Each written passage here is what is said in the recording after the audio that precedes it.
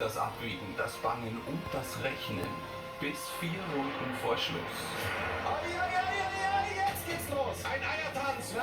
Ihr müsst rein in die Boxengasse, genau. Jetzt schnell reinkommen. Oder durchfahren. Wer entscheidet sich wie? It was based on market because I'm a rookie, I need experience. I let him pass for the second position. I let pass Mark because in this case he's always very strong.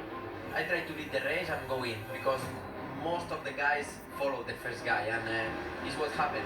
Marc, bleibt er draußen oder fährt er rein? Alle fahren sie rein. Alle außer Brad Binder. Binder, gilt die volle Attacke. And when I saw everyone tip in, I'm like, I'll do the opposite. Hat sich in meinen Augen in dem Moment richtig entschieden, weil man weiß nicht, wird es wieder auf oder wird es stärker.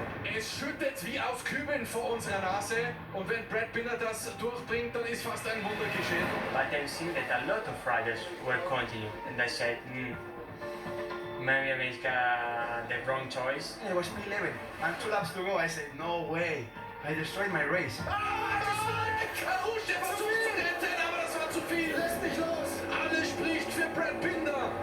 Biggest challenge was definitely just to stay on. You know, nothing was working. Nein. Oh, bleib sitzen, Brad. Schöner Slide. Eieieiei. Brad, easy. 4 Kurven vor Schluss überschlagen sich die Ereignisse. Da kommen die Regenreifen an. Schau mal. I saw a lot of riders there and I pushed like hell.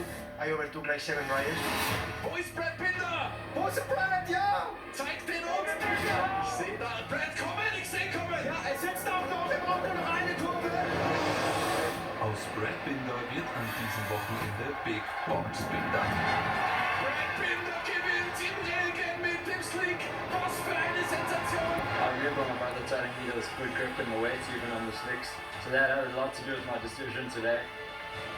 Yeah, one of my dad's favorite sayings is "Life favors the brave." So for sure today it did, and to make it home and cross the line and come first is unbelievable.